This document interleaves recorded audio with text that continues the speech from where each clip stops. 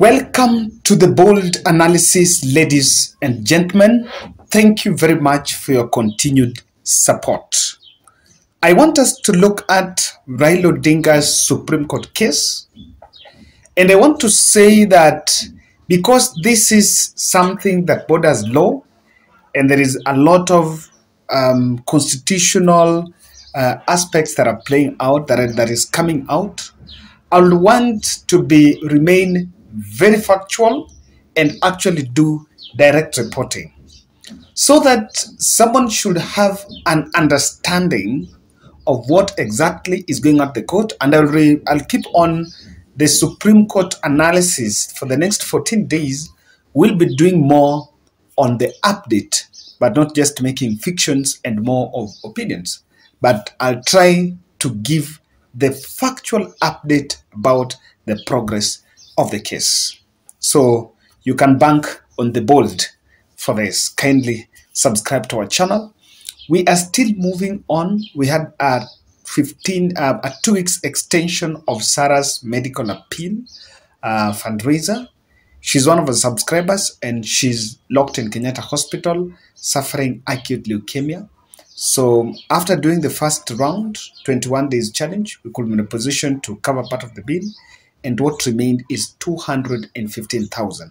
So we're still continuing with 50 shillings challenge, at least 50 shillings challenge, to help offset what is remaining. And you can do that as Team Bold through my number 0710 62 78 89. It will appear Kevin Olo. I also urge us to reach out to Sarah Onyango. Her number is 0716 357 360. Now, Raila Odinga filed an online petition early on Monday that was filed by Dan Maanzo, who is part of the legal team. Then after that, because there is a constitutional requirement for them to go there, or rather to take the evidence physically in terms of timing, so that someone do not say that you went past the time, they drove through with the evidence in a truck. Now, this video seen here is the video of the truck that was carrying evidence that Azimio was taking there. This process is normally very ceremonial. Of course, it also attracts the attention. It gives the case the weight. It also brings the public interest in the case. That is something that I had mentioned earlier, that this petition was a little bit, it was low-key, but then that's what happened. So they arrived there with the truck, and the truck was carrying the evidence. Now, I want to agree that as by the time no one had seen or no one had perused what was in those documents. Respondents of the case are two: William Samoei Ruto, the president-elect, and IEBC Commission led by Wafula Chebukati. William Ruto's legal team has Githu Muigai, Nelson Havi, a lawyer, Eric Gumbo, Kithure Kindiki, Peter Wanyama, Edwin Mukele, and Abdi. Oh, that is on the IBC side. Githu Muigai, Kamau Karori, Abdikadir Mohammed, Eric Gumbo, Peter Wanyama, and Edwin Mukele. Then Senior Counsel Fred Ngatia, Nelson Havi, Kithure Kindiki, Adrian Kamodo, and I think also Collins Kiprono will be representing Deputy President William Samoei Ruto. Raila Odinga team has Dan Maanzo, James Orengo, Otenda Molo, and of course others that are also going to join that petition. Now, there are some demands that have been seen that Azimio has put in their case, and I want to be very specific to say gaze here. I have seen media reports and some social media propaganda that Raila Odinga conceded defeat and then was asking the court to grant a rerun. I am not a lawyer, but as someone just doing direct reporting, what Azimio has asked for, that is not in the list. And so regard that as just propaganda and just fiction. One of the demands is to IBC to grant access, as mere access, to all the KIMS kits were used in August 8. The KIMS kit was the gadget that had the voter turnout. Remember, the voter turnout is in the back end because there was no manual register where you could know how many people voted. And the KIMS kit is also the gadget that was used to transfer, or rather to upload, Form 34A into the IBC portal. So it was used for transmission. Number two, it was used for identification of the voter. And that identification of the voter, because it is for identification, it actually has the actual turnout in polling stations. So I want to believe that's why they're also demanding for it. They also asked IBC to avail all materials, including electronic documents, devices, equipment for presidential election within 2 days. That is demand for IBC. Wafula Chebukati-led commission has also been asked to declare Deputy President William Ruto elect to have committed election irregularities, illegalities during the election period. Of course, we are going to look at that because I want to tell you this. I want us to understand this so that the next part of this analysis you will grasp why these are just skeletons of it.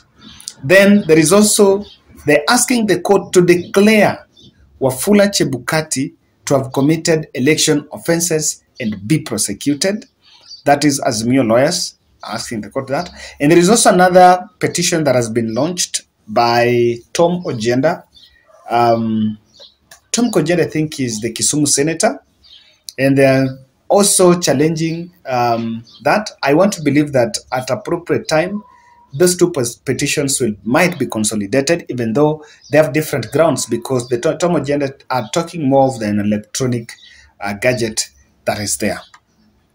So Azimio have filed evidence, and looking at the files, I think it borders the forms, and also forensic audit of the IBC system that was used. There is that forensic audit. We may have to look at that in our very last analysis of the day. But I wanted to make this so that I have seen a social media screenshot or some snapshot that Raila Odinga has agreed that William Ruto won the election, but so he's asking for a rerun. I'm like, we haven't reached there.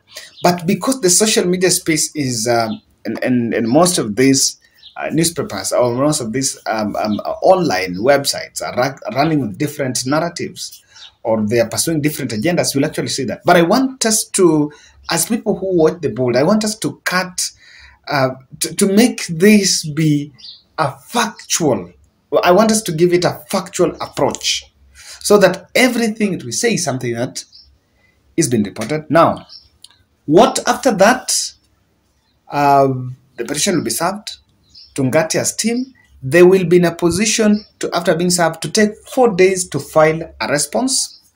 After filing the response, then pre-trial conference will be done. Hearing the petition will take place in the Supreme Court. The 7-judge bench have 15 days. Of course, the hearing is supposed to take a maximum of 3 days. But the 7-judge Supreme Court judges have 14 days, threshold of 14 days, to determine the case and give a verdict. So that means the deadline is 5th September. This they should give. If William Ruto's win is upheld, then he will be sworn in on 12th September. Of course, I want to believe that's when the transitional committee will be activated. And if it's not, maybe this country will go back to an election. Now, there is something I want to explain, and this is what has been going on. People had been asking some questions. So I want to answer those questions on, in terms of a rerun, what exactly happens. Before we do that, I want to humbly request you to subscribe to our channel. Now, do you have a used, recycled, repaired, refurbished or refinished book or school uniform, and any other election and and any other education material that you'll want to sell, and it can be used by another person, then don't look elsewhere. I want to introduce for you scholarbean.com. This is an education website solution that offers you a platform to sell that book, school uniform. And by the way, it's not only targeting primary and secondary, also tertiary, universities, college, and others. If you have that book in your shelf, you have that uniform you've used, and because it can help another person, Scholars Bean have a very good platform that you can sign up, and I want to request you to sign up using the referral link. The referral link is the one you can see there. I have also shared it in the description part of this video. So if you click the link, it will take you directly to a sign up window. Then after you sign up, you will verify your email, your account through the email, because they will send a link in your email. Then after that, you can sign in and go to add listing and post. We want to see you guys posting. This is solution from one of our subscribers in this channel, and they say Scholars Bean, reuse, refurbish, recycle. So let's head there and sell our books and uniforms that are there. They can help another person. Now, there is something that I can interpret from this case, and you can challenge me. This case, Azimio la Umoja are framing William Ruto and IBC's Wafula Chebukati to have worked together in abetting, in committing election offense.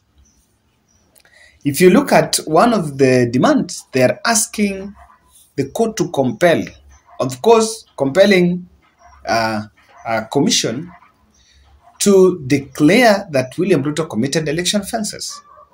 So these election offenses, and someone might ask what, that we cannot still answer as of now, but you see that the complainant, which is the Azimio la Umoja, is standing on the other side, and they've pushed the two to a corner. That brings me to one of the analysis that I think you can check out, this one here. I mentioned that William Ruto's lawyers will have and are most likely going to abandon defense of Wafula Chebukati, because defending Wafula Chebukati is defending the win, so that they stand in a neutral, some other ground, because otherwise this petition is pushing William Ruto and Wafula Chebukati at the same corner. It will be an interesting battle to watch. Now, there's a question of, if there was to order a recount, what happens? What I have gathered is, if Supreme Court orders a recount, then that recount will not be done by the IBC, but that recount will be done by the Supreme Court itself. But because the law allows that if you are to order a recount, you will not order a recount to get anomalies in the results between what is in the portal or between what Chebukati has announced and what is really the truth. But the Supreme Court will do a recount just to find the legitimate winner, and they are allowed by law to offer the certificate to the winner.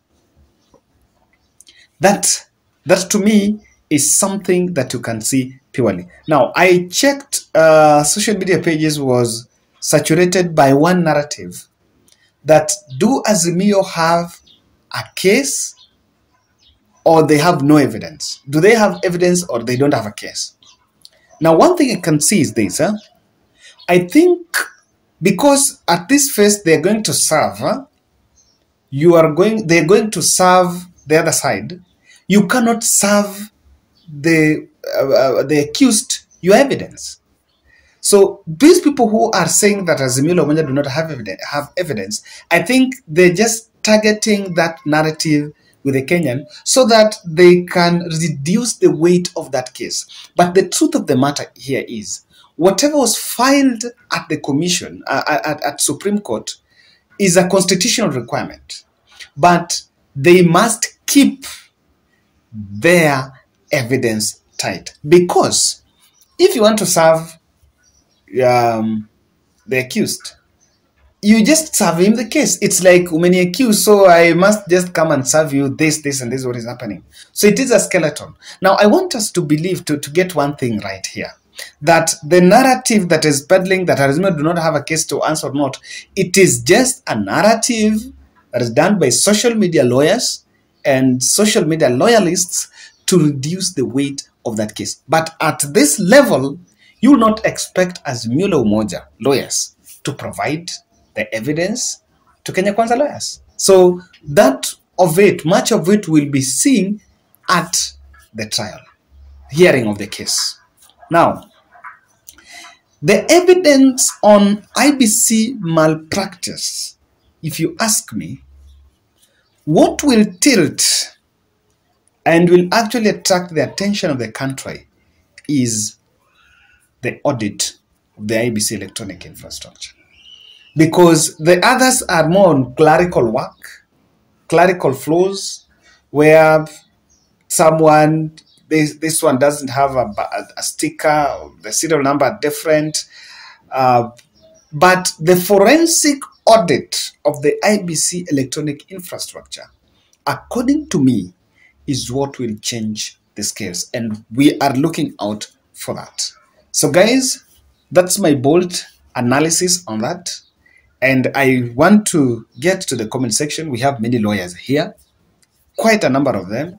I believe even some who are lawyers on Kenya Kwanza side are here, my good friend.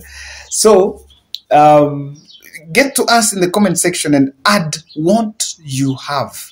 Let's get people to be informed so that we don't become propagandists. That's my bold